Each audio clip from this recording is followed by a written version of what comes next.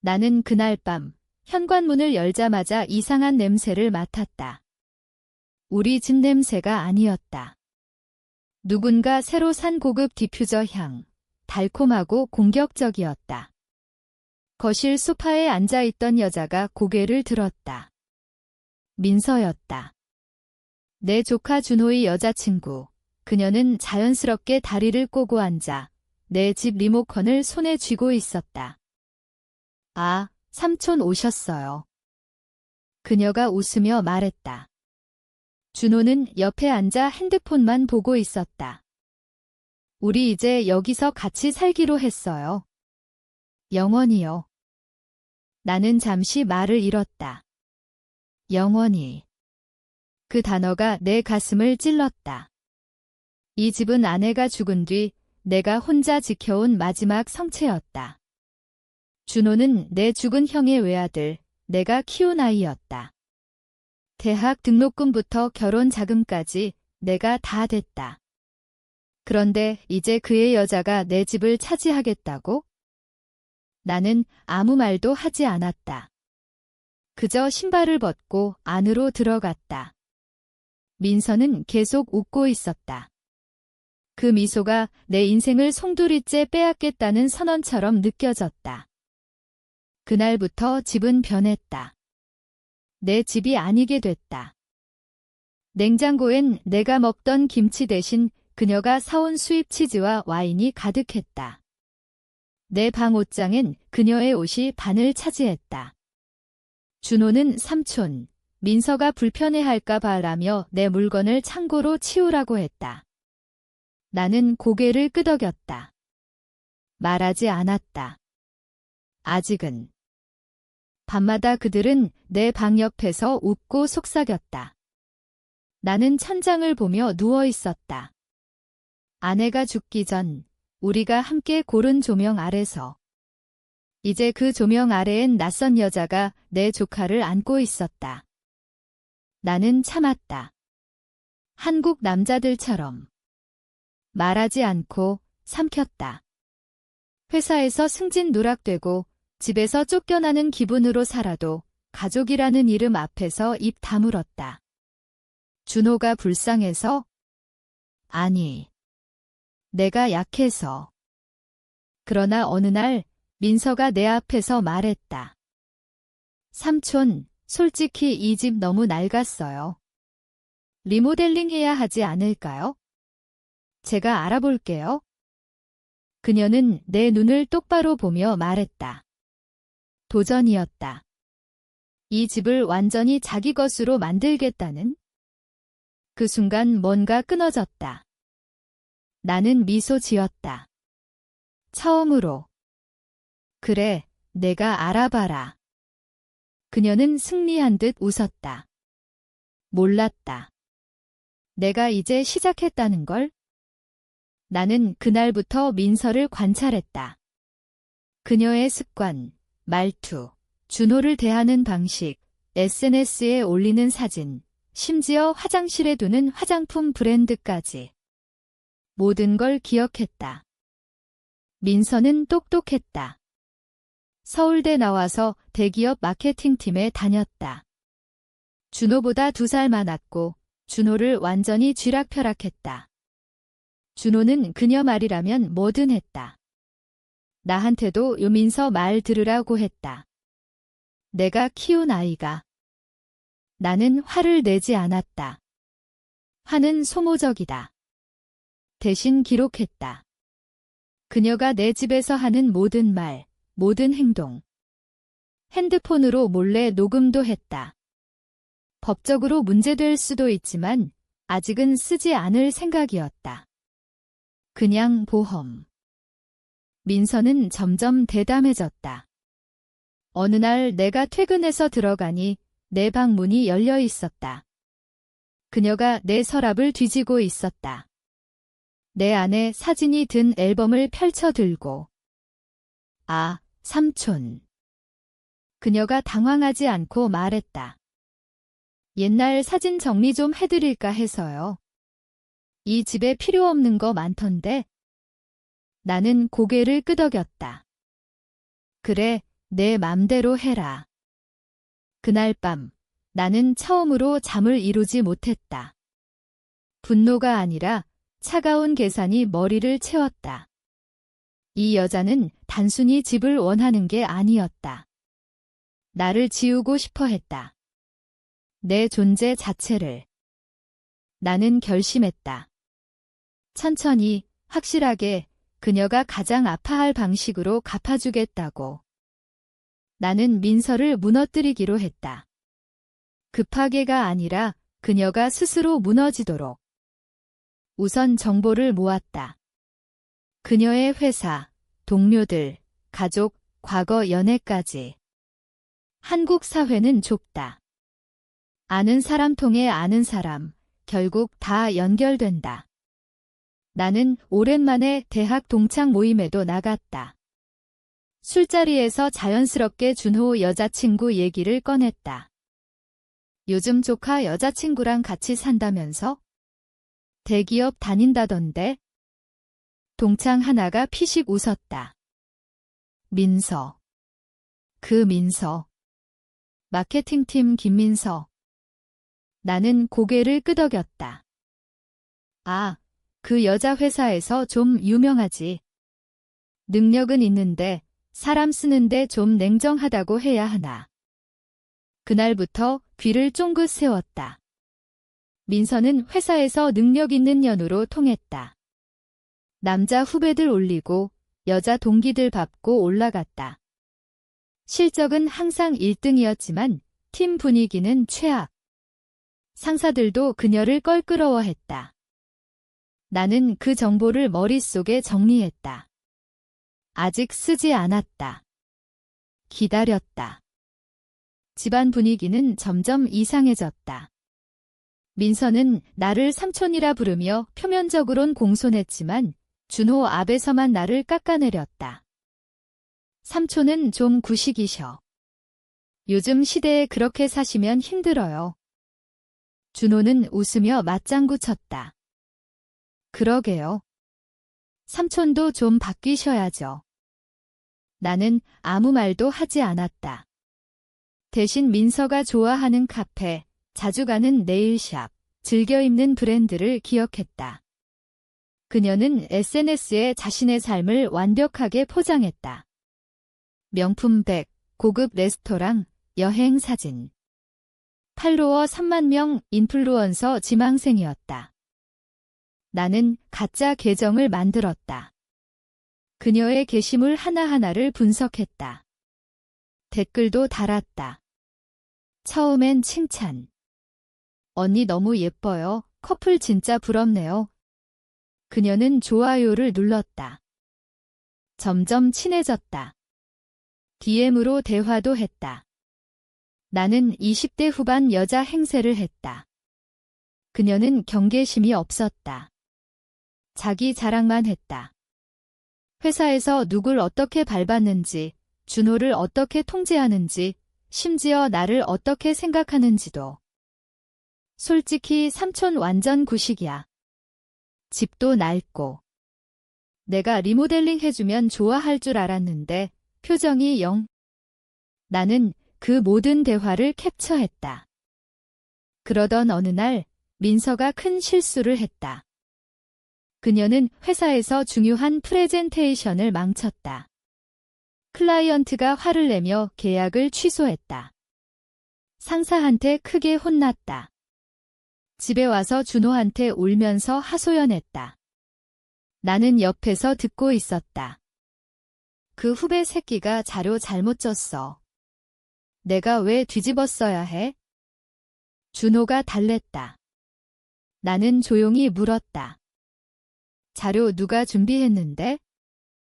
민서가 짜증 섞인 목소리로 대답했다. 내가 직접 했지? 근데 그 새끼가 최종 확인 안 한 거야? 거짓말이었다. 나는 이미 그녀의 가짜 계정 DM에서 진실을 알고 있었다. 그녀가 후배에게 자료 떠넘기고 확인 안 한 채 제출했다는 걸? 나는 아무 말도 하지 않았다. 대신 그날 밤 회사 동창에게 연락했다. 민서 요즘 어때? 아, 이번에 크게 혼났지. 실적 떨어지면 위험해. 올해 승진 후보였는데. 나는 미소 지었다. 씨앗을 뿌릴 때가 왔다.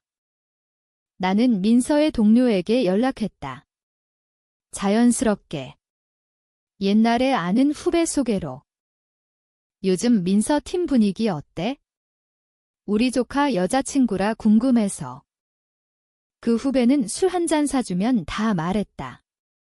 민서는 팀원들을 갈구고 실적은 자기 거로 챙겼다. 이번 실수로 상사 눈밖에 났다. 승진은 물 건너갔다. 나는 그 정보를 활용했다. 아주 조심스럽게. 민서의 가짜 계정 친구로 위로하는 척했다. 언니, 요즘 힘드신가 봐요. 회사에서 무슨 일 있으셨어요? 민서는 속았다. 모든 걸 털어놨다.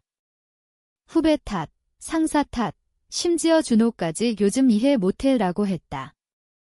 나는 그 대화를 익명으로 그녀 회사 내부 게시판에 올렸다. 증거 사진과 함께. 작성자는 후배로 위장했다. 다음 날 회사 난리가 났다. 민서는 조사받았다. 거짓말이 들통났다. 정식 징계는 아니었지만 신뢰는 바닥으로 떨어졌다. 집에 온 민서는 창백했다. 준호에게 울었다. 누가 그랬는지 모르겠지만 나 완전 끝났어. 준호는 달랬다. 나는 조용히 커피를 타주었다. 괜찮아질 거야. 그녀는 내 눈을 피했다. 처음으로. 나는 다음 단계를 준비했다. 이번엔 준호를 흔들 차례였다. 준호는 나를 배신한 대가를 아직 모르고 있었다. 민서 말에 홀려 나를 노인 취급했다. 나는 준호의 약점을 알고 있었다. 그는 결혼 자금을 내가 대준 걸 잊고 있었다. 그리고 최근 민서 몰래 주식에 손댔다가 큰 손실을 봤다. 나는 준호 회사 동기와도 연락이 닿았다. 준호가 요즘 집중 못하고 실수 연발이라는 얘기를 들었다. 나는 준호에게 은행의 말림을 조작한 척하는 메시지를 보냈다. 가짜였다. 대출 연체 안내. 준호는 당황했다. 민서에게 말했다. 삼촌한테 말 못해 돈 좀 빌려달라고 어떻게 해. 민서는 짜증냈다. 당신이 알아서 해. 나도 지금 힘든데. 준호는 결국 나에게 왔다. 눈치를 보며. 삼촌 혹시 돈 좀. 나는 고개를 저었다. 요즘 나도 힘들어. 민서가 리모델링 한다고 돈 많이 썼잖아. 준호 얼굴이 하얘졌다. 민서가 내 돈으로 리모델링 비용을 댄 걸 몰랐다. 나는 일부러 영수증을 테이블에 놓아뒀다. 그날 밤 둘이 크게 싸웠다. 처음으로. 민서가 소리 질렀다. 당신이 삼촌 말 안 들었으면 이렇게 안 됐어. 준호가 대꾸했다. 내 삼촌이야. 당신이 왜 그래? 나는 벽 너머로 듣고 있었다. 차가운 만족감이 밀려왔다. 하지만 동시에 이상한 공허함도. 나는 거울을 보았다. 눈이 달라져 있었다. 예전의 내가 아니었다. 그래도 멈추지 않았다. 아직 멀었다. 민서는 점점 무너졌다. 회사에서 왕따가 됐다. SNS도 조용해졌다. 팔로워가 줄기 시작했다. 나는 가짜 계정들로 댓글을 달았다. 실수 많던데 커플 사진 요즘 안 올리네? 작고 사소한 상처들. 준호와의 관계도 금이 갔다. 준호는 나에게 다시 다가왔다. 미안하다고, 민서가 너무했다며. 나는 들어주었다. 조용히. 내가 선택한 사람이야. 준호는 고개를 숙였다. 민서는 나를 의심하기 시작했다. 어느 날 나를 불러 세웠다. 삼촌, 요즘 이상한 일 많지 않아요. 제 회사 일도, 준호 일도. 나는 태연하게 물었다. 무슨 일? 그녀는 말을 잇지 못했다. 증거가 없었다. 나는 결정타를 준비했다. 민서의 과거. 그녀는 대학 때 선배 남자친구를 빼앗은 적이 있었다. 그 선배 부인은 지금도 트라우마로 정신과 치료 중이었다. 나는 그 부인과 연락이 닿았다. 우연히 아는 사람 통해. 부인은 모든 걸 털어놨다. 민서가 어떻게 접근했는지, 어떻게 가정을 파탄냈는지. 나는 그 이야기를 준호에게 들려줄 준비를 했다. 녹음으로. 그리고 민서의 부모님께도 보낼 생각이었다. 민서는 부모님 눈에 엄청 착한 딸이었다. 그 이미지를 깨뜨리면 그녀는 완전히 무너질 터였다. 하지만 그 전에 나는 잠시 멈칫했다. 밤에 혼자 앉아 아내 사진을 보았다. 아내는 이런 나를 원하지 않았을 거다. 준호도 내가 키운 아이인데. 나는 처음으로 흔들렸다. 이게 정말 정의인가? 아니면 내가 괴물이 된 건가? 그러나 민서의 목소리가 떠올랐다. 영원히 살 거예요. 나는 다시 굳어졌다. 마지막 단계를 실행했다. 준호에게 녹음을 들려줬다. 민서의 과거, 그리고 최근 DM에서 나를 비하한 말들까지. 준호는 충격받았다. 그날 민서와 결별 선언했다. 민서는 울면서 나에게 왔다. 삼촌 제발 준호한테 말하지 마세요. 나는 차갑게 말했다. 이미 늦었어. 민서는 집을 나갔다. 짐을 싸들고. 집이 다시 조용해졌다. 준호는 죄책감에 나를 피했다. 결국 회사 그만두고 지방으로 내려갔다. 나는 혼자 남았다. 집이 텅 비었다. 민서가 가져간 가구들, 그녀의 향기까지 사라졌다. 나는 청소를 했다. 한 땀 한 땀 아내가 살던 때로 돌려놓으려. 하지만 돌려놓을 수 없었다. 나도 변했다. 민서 소식은 간헐적으로 들었다.